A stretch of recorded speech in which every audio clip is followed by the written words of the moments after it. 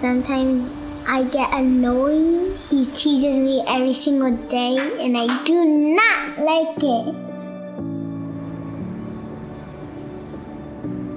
Hi there. Hi there, Oliver.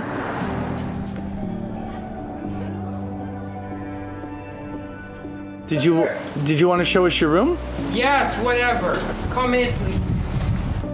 He likes dinosaurs and reptiles.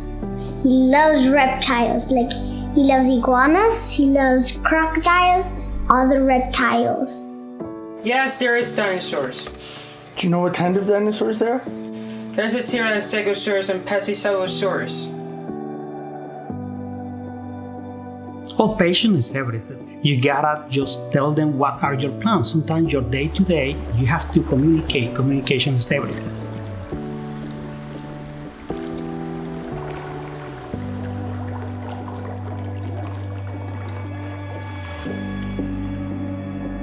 I was in my residency for pediatrics when he was born. So at the time we were living in Venezuela, Oliver was developmentally fine, but we have some red flags for speech. I'm in the medical field, so I knew something was not right for that age. So then we moved here. He was 2.5 years. He started doing something like is very typical of kids on the spectrum that we call regression. It was a big alarm for us.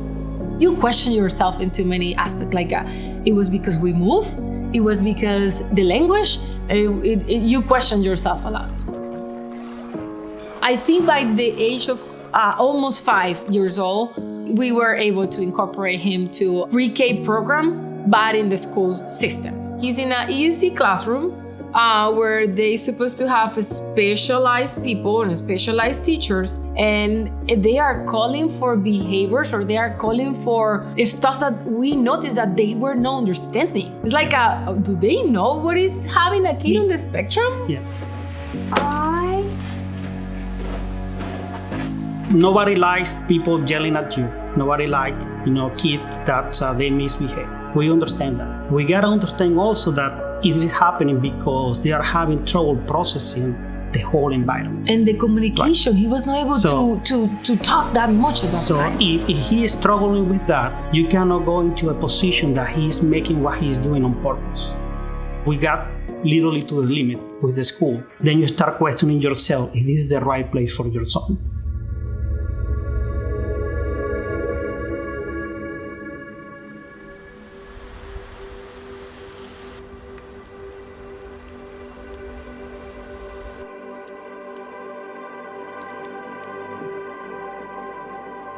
My giant little boy.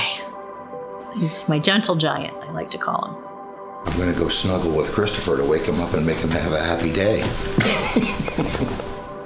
I think Chris teaches you to look at the world differently.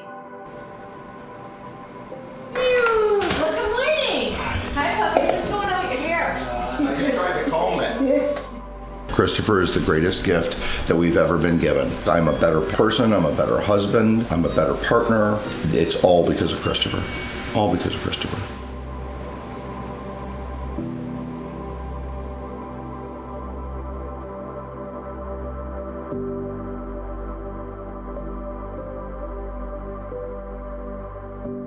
We had planned to get him into the school that we thought he was going to get into, and we were basically told, we don't know if there'll be a place.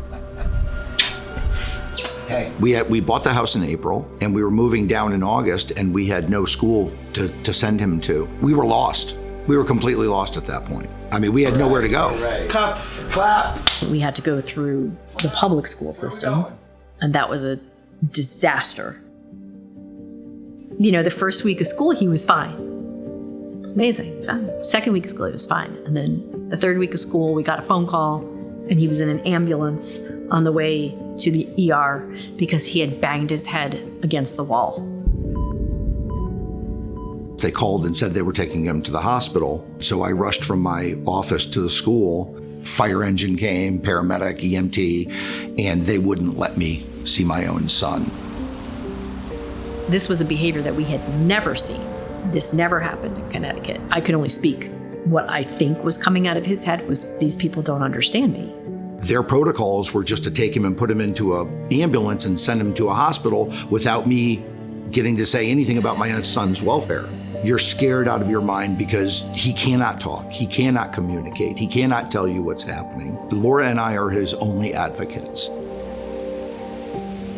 They were trying to figure out whether they were going to Baker Act him. That's where you lose your ability to manage your own child's welfare for 72 hours until the system decides what's best for him. He has a permanent scar on his head from literally banging his head either on the floor or on the wall. Every day I was on eggshells. Every day I was waiting for the phone call to go pick him up. It was just horrible. I said to Michael, he can't not go back there next year. I don't know what we'll do. You know, he would come home and you could just see how stressed this child was every day. We had no choice at that point. We had no options. Every other school that we interviewed, and we interviewed a lot of them, did not have the systems, the care, the competence to be able to manage Christopher's needs. This is not working. This is not the school. This is not the setting.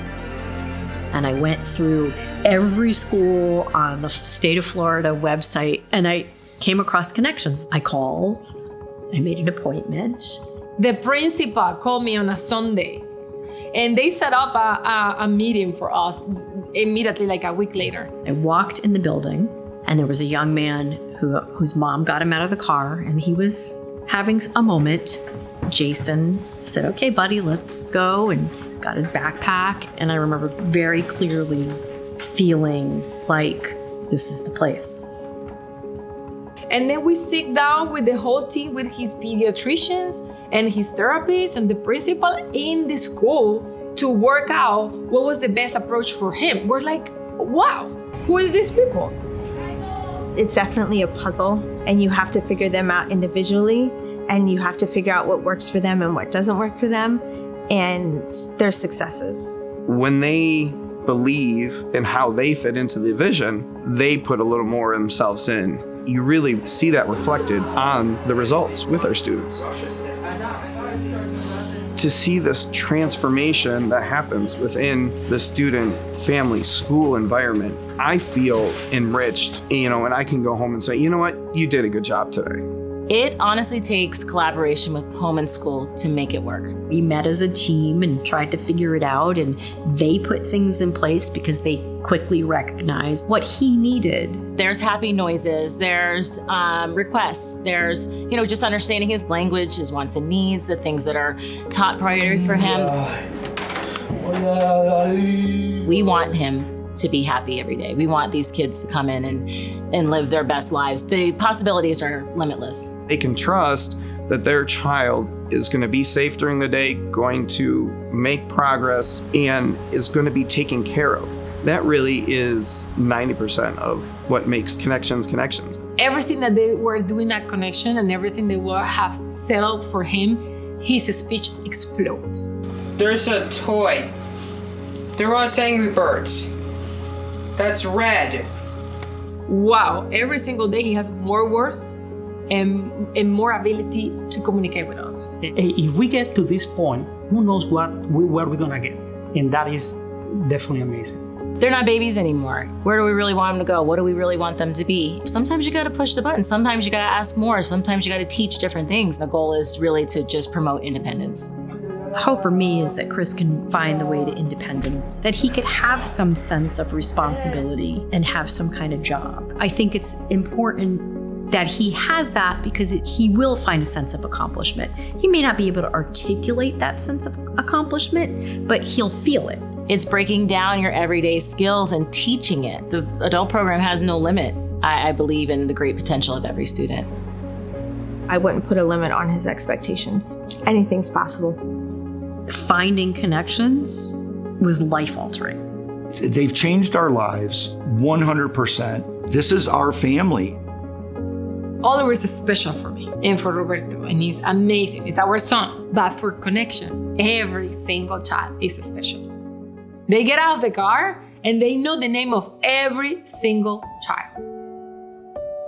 Connections has been just a pivotal moment in his development, and we're blessed to have everybody because they've taught us an awful lot. Jason and Debbie, Caitlin, Melissa, Ave, Sophia, Courtney, everybody has taught us so much about how to work with Christopher and to help him be as independent as possible. 99% of this job is really difficult, you know, and if you see what the teachers, the assistants, the therapists deal with every day, it's really hard. But that 1% where you make progress, you're really changing a family's life. Everybody knows each other. They know Oliver. They know the kids. And it's love. You feel it.